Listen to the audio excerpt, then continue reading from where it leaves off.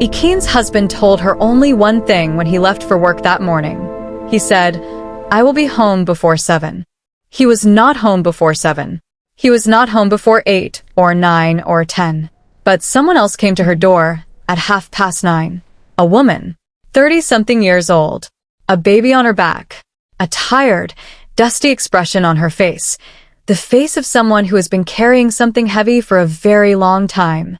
She looked at Ikeen, and she said 4 words, "I am his wife." The Lagos night went very quiet, and Ikeen's world, the world she had spent 5 years carefully and lovingly building, cracked open from the inside. My friends, sit close. The baobab has a story tonight that will make you hold your chest. Her name was Ikeen Okonkwo, now Ikeen Dyke, since the day she married Emeka 4 years ago and took his name with both hands and a full heart. Ikeen was 32 years old. She was a pharmacist. She worked at a busy dispensary on OPB Road in Lagos, the kind of place where the queue never ended, and somebody was always asking for something that required a prescription they had not brought. She was a patient woman, organized, the kind of woman who kept her kitchen clean even when she was exhausted, who remembered the names of her neighbor's children, who always had one extra portion of soup in the freezer, just in case someone dropped by. She wore her natural hair in a low bun during the week, and on Sundays, when she and Emeka went to church at the Big Deeper Life branch near their estate, she tied it with a beautiful Ankara head wrap in deep green and gold. Ikeen loved 3 things more than anything. She loved her work. She loved her Sunday rice and stew, which she made from scratch every week without fail.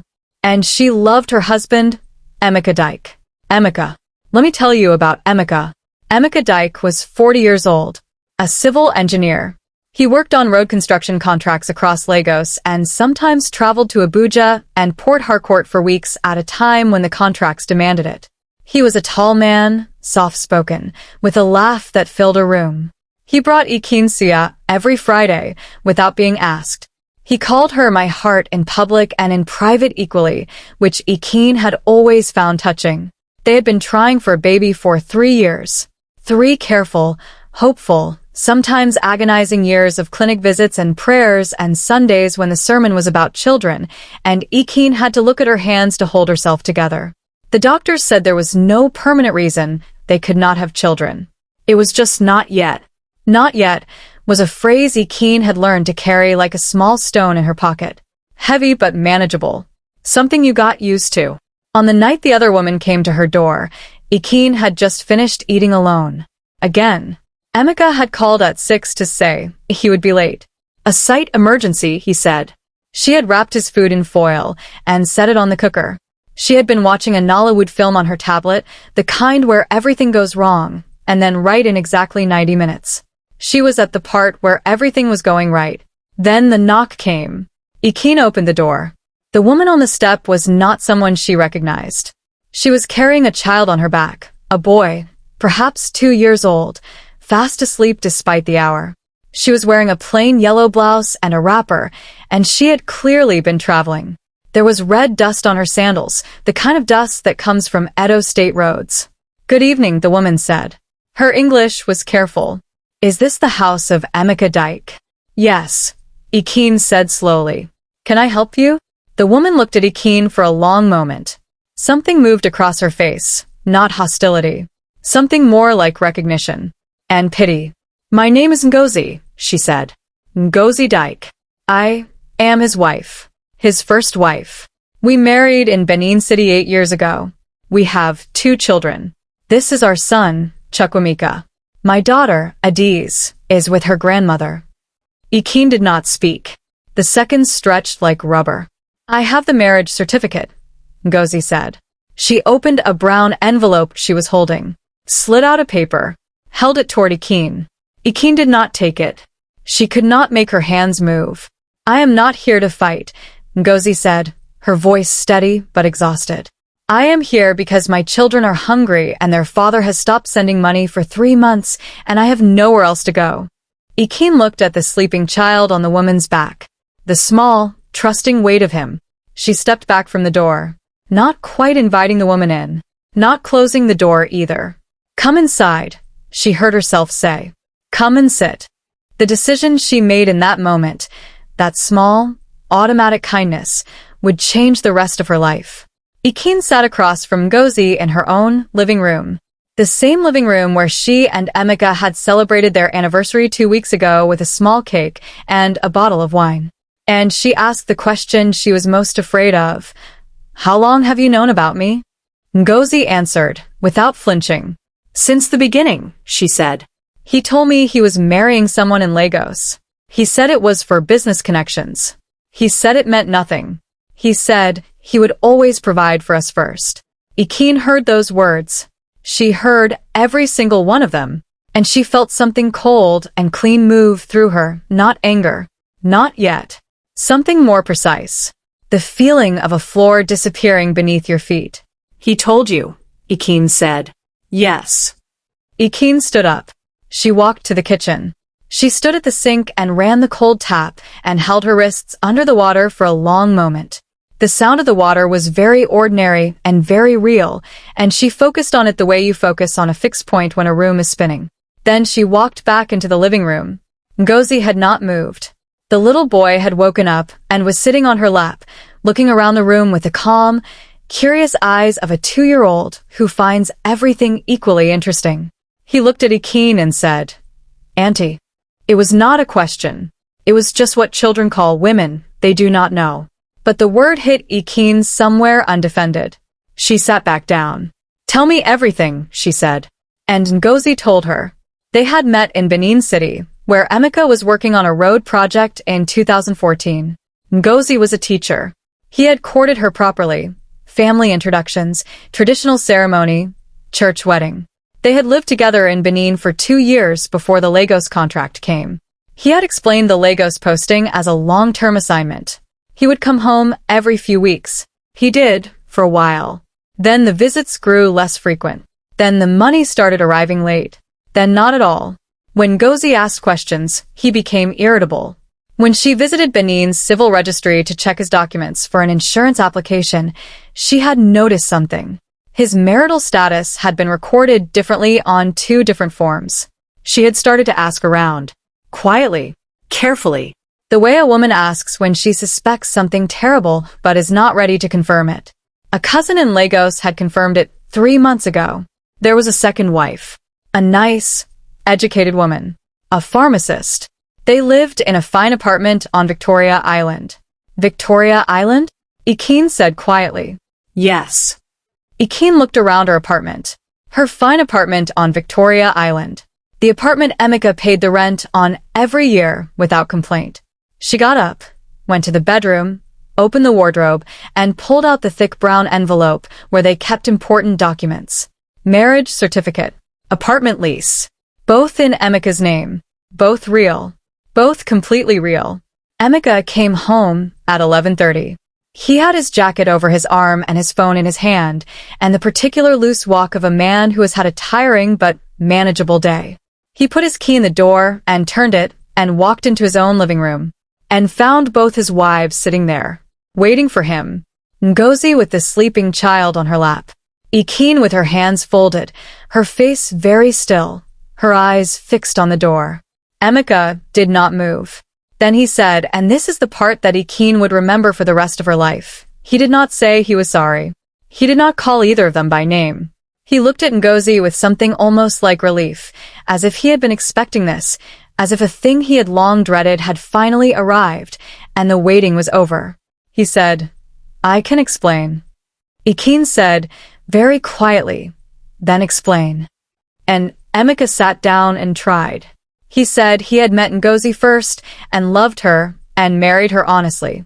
He said the Lagos contract had changed everything, the scale of it, the money, the life it made possible. He said he had met Ikeen and he paused here, looking at his hands. He said he had not been strong enough to tell either of them the truth. He said he had told himself it would work, that he would provide for both families, that both women would be comfortable, that nobody would need to be hurt. Ngozi said nothing. Ikeen said, Did you ever plan to tell me? A long silence. No, he said. I don't think I did. The honesty of it, the simple, flat, terrible honesty of it, was almost worse than a lie would have been. Ikeen looked at him for a long time. Then she stood up. She went to the bedroom. She came back with a suitcase, the overnight bag he used for his site visits. She placed it by the door. "You will go tonight," she said. "Tomorrow I will speak to a lawyer." Ngozi looked at Ikeen. Then she looked at Emeka.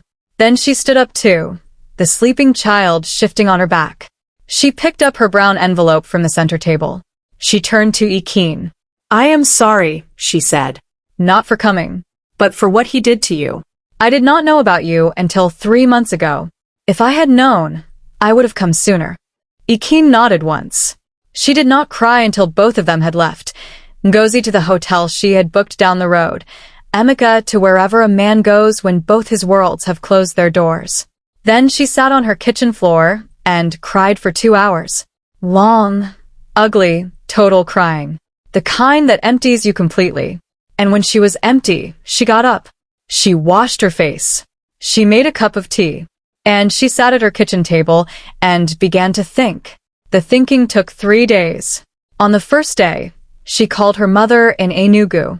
Her mother listened carefully and then said, "Ikeen, the question is not whether you are angry. The question is what kind of woman you're going to be on the other side of this." On the second day, she went to work. She dispensed medications all day with a steady hand and a professional face, and nobody knew anything was wrong except her colleague Titi, who brought her puff puff at lunchtime and said nothing and sat beside her for 20 minutes in silence. On the third day, she called Ngozi. Ngozi was still in Lagos, still in the hotel. She answered on the first ring. Ikeen said, "I want meat, not to fight. I want to understand what happens next for you and your children. Because whatever Emeka has done, your children did not do anything."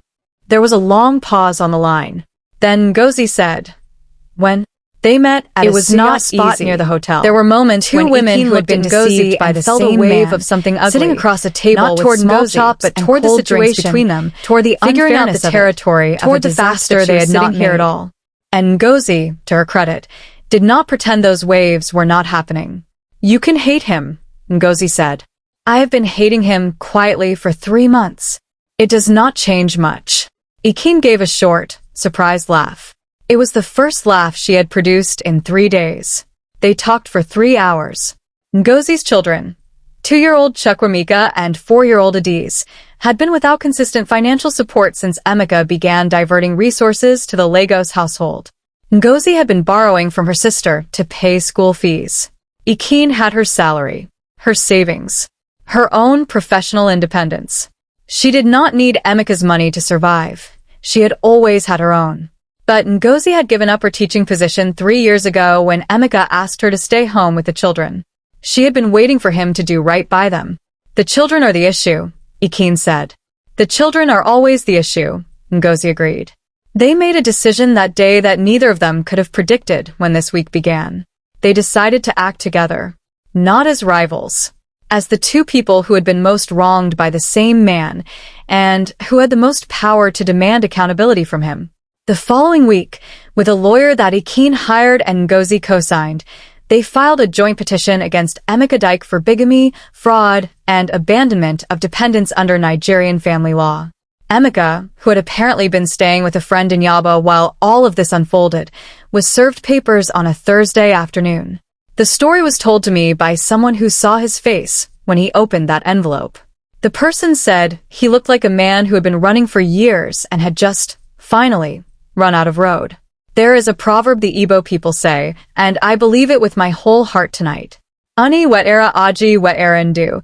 He who brings the cola nut brings life. But there is a companion to that proverb. One that is spoken more quietly, usually by women, usually in kitchens, usually after the men have left the room. He who hides the cola nut hides more than just the nut. Emeka hid a wife. He hid children. He hid a whole life. And in doing so, he did not just deceive 2 women. He deprived 2 children of a present father. He stole 3 years of trying to conceive from Ikeen, who was waiting in good faith, and he stole 4 years of financial security from Ngozi, who had trusted him with her livelihood. There is no version of this story where Emeka's plan was ever going to work. Not because the world is always just it is not, but because the architecture of a lie that large requires too many moving parts. Something will always shift. Someone will always come to the door. Ikeen survived. Not because she was lucky, but because she was clear. She was clear about what she deserved. She was clear about who was responsible. And she was clear, and this is the part one want you to sit with tonight, that the other woman was not her enemy. Ngozi was not the problem. Ngozi was, in her own way, another Ikeen. Two women. Different cities. Same lie. And when they found each other, instead of fighting over the wreckage, they chose to clean it up together. That is wisdom. That is exactly what the baobab means when it stands through every dry season and every storm without falling. You bend. You do not break. And you do not give your roots to someone who is not worth them. Ikeen and Ngozi filed the papers. Emeka was summoned to answer. But here's the thing about a man like Emeka Dike. He did not come quietly. He came with his own lawyer. He came with his family from the village, his father and two uncles, men who believed that a man's domestic arrangements were his private concern. He came with a narrative. And the narrative was this. Ikeen had known. She had always known. She had agreed to be the second wife and was now pretending otherwise to embarrass him publicly. He produced a document. Ikeen had never seen this document in her life, but it had something that looked very much like her signature on it. Episode 2 of The Second Wife's Secret is called The Document, and it will make you want to stand up and shout. Stay with the talking baobab. We are not done yet.